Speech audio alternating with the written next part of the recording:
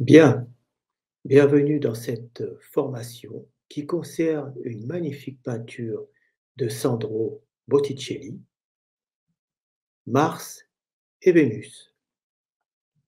Tout d'abord, nous allons regarder une petite vidéo.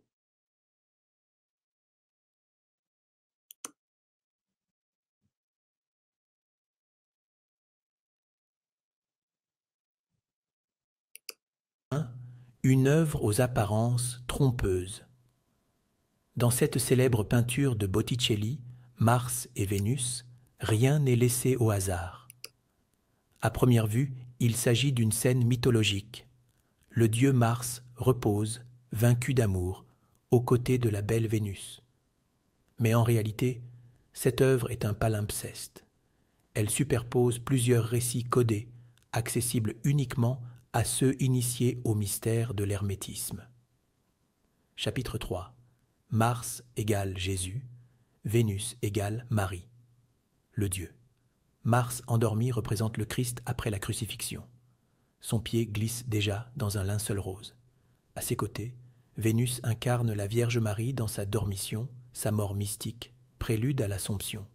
Les buissons de la scène symbolisent la mort à gauche, la résurrection à droite. Chapitre 4. Le combat contre Pan-Satan. Sous le coude du Christ, un satyre surgit de sa cachette. Ce Pan grotesque incarne Satan, vaincu par la croix. Le Christ touche la flûte de Pan, signe de sa victoire sur les cultes païens diabolisés par l'Église. Chapitre 5. Saint Georges, protecteur de la Vierge. À gauche, un satyre porte le casque de Mars, mais dans la lecture ésotérique, il devient Saint Georges. Il protège la Vierge et terrasse le mal, représenté par le petit démon sous le bras du Christ. Chapitre 6. L'Annonciation de Gabriel. Le satyre du centre regarde Vénus avec douceur. Il symbolise l'archange Gabriel faisant l'Annonciation. Il agite au mois de mars, et le dieu Mars, tout près de lui, l'indique. Sa queue à 3 branches évoque la Sainte Trinité. Chapitre 7. Raphaël et le jugement dernier. Enfin, le 3e satyre, soufflant dans une corne, incarne Raphaël. Messager du jugement dernier, il guérit les aveugles du corps et de l'esprit. Sa corne annonce la fin des temps. Chapitre 8. Le mythe caché de Leda et le signe Botticelli va encore plus loin. Il cache un signe dans les plis de la robe de Vénus, allusion à Leda et Zeus. Les 4 satyres deviennent alors les enfants issus de cette union divine, Hélène, Clytemnestre, Castor et Pollux. Ce syncrétisme païen et chrétien, risqué à l'époque, est réservé aux initiés. Chapitre 9. Une virginité inaccessible. La main de Vénus ferme son vêtement. Elle se rend inaccessible à l'homme, elle est destinée à Dieu. Ce geste renforce l'image d'une vierge pure, mystiquement fécondée. Chapitre 10. Une œuvre pour les initiés. Mars et Vénus n'est pas qu'un tableau d'amour antique. C'est un message codé. Une œuvre à lire comme une révélation secrète. Un chef-d'œuvre destiné à ceux qui savent voir.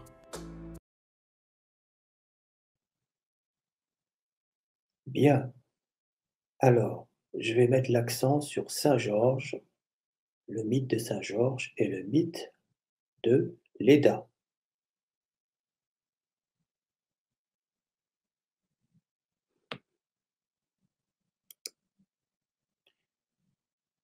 Dans la vidéo, je vous explique qu'il y a effectivement un signe caché dans le tissu de la robe. C'est une référence directe au mythe de Léda et le cygne.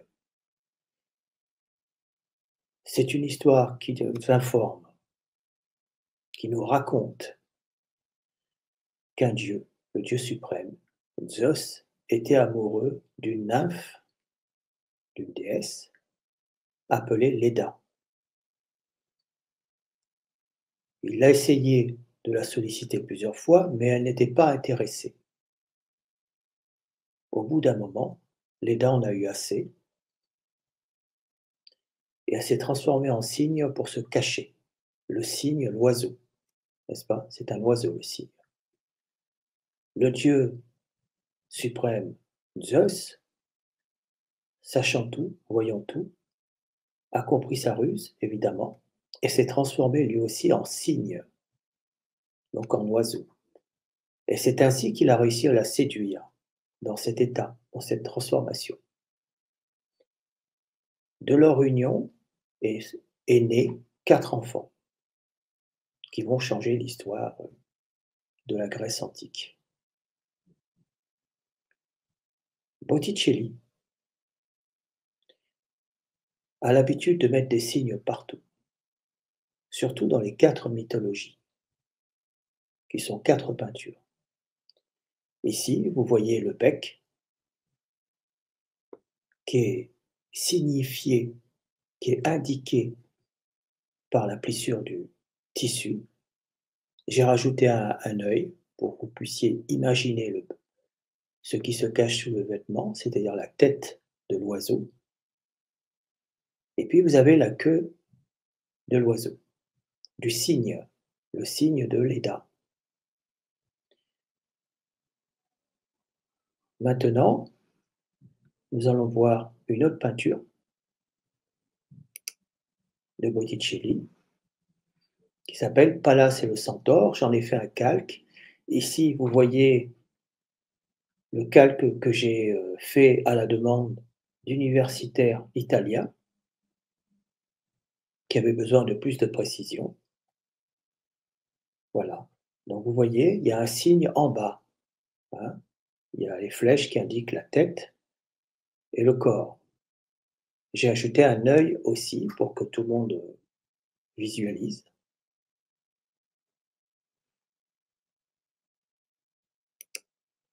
Voilà la peinture. Et vous voyez bien le signe maintenant. Il est dans le tissu vert.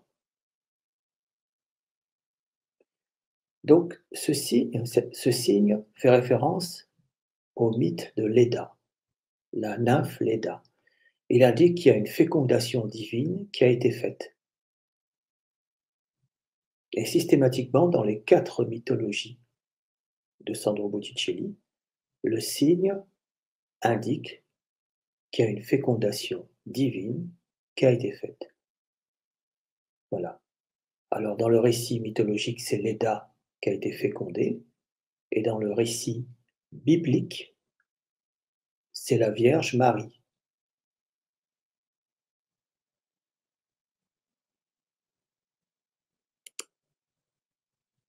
Voilà Léda. Alors ça, c'est une peinture d'un des meilleurs élèves de Léonard de Vinci. Et vous voyez bien, il a peint Léda. Léda est au centre de toutes les peintures de Botticelli, mais aussi Léonard de Vinci. C'est aussi une référence à l'alchimie. L'alchimie, la noce chimique, on appelle ça la noce chimique en alchimie, qui est le résultat de la fusion, de l'union de 2 substances chimiques dans le four de l'alchimiste. Voilà, on appelle ça une noce chimique. Dans la vidéo, il vous est indiqué que le tissu de la robe est refermé par les doigts de Marie, qui est aussi Vénus. Il est refermé avec les doigts pour indiquer que Marie n'est pas accessible aux hommes. Elle est fermée aux hommes. Il n'y a qu'un Dieu qui peut la féconder. D'accord? C'est pour ça qu'avec ses doigts, elle ferme le tissu. Et vous retrouvez ce geste de fermeture dans une autre peinture de Sandro Botticelli, qui est Vénus sortant des eaux. Je vais faire une vidéo là-dessus aussi. Bien, j'en ai fini donc avec le mythe de Léda, et maintenant nous allons voir rapidement le mythe de Saint Georges.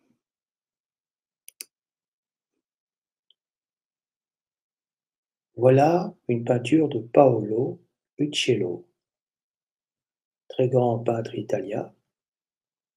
De toute façon, les peintres italiens ont toujours été des grands peintres. Et le mythe de Saint Georges, qui doit être d'origine païenne, a été christianisé. Saint Georges est un chevalier qui terrasse Satan, représenté par le dragon, pour sauver une femme. Il est le protecteur des femmes, il est le sauveur des femmes.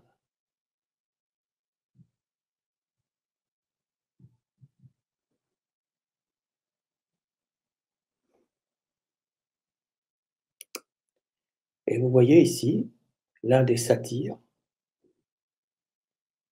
qui porte le casque de Mars, du dieu Mars, oui, mais c'est aussi le casque de Saint Georges. Et vous remarquez qu'il tient une lance. C'est la lance du chevalier, n'est-ce pas? Ici, c'est la lance du chevalier. D'accord? Alors vous allez me dire, mais où est le dragon qui sort de la grotte? Où est le dragon qui sort de la grotte? Regardez bien en bas, à droite. Vous avez un autre satyre qui sort d'une sorte de grotte. Il est sous le bras de Jésus-Christ, qui est aussi Mars, le dieu Mars, et lui symbolise le dragon. Voilà.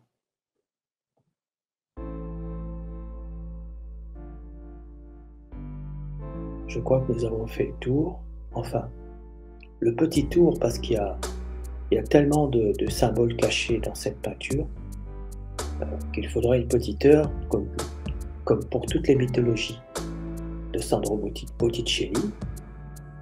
Il faudrait 1 heure, 2 heures par peinture pour vous faire connaître tous les codes cachés, les codes hermétiques cachés dans ces peintures. Et je pense que là, c'est suffisant.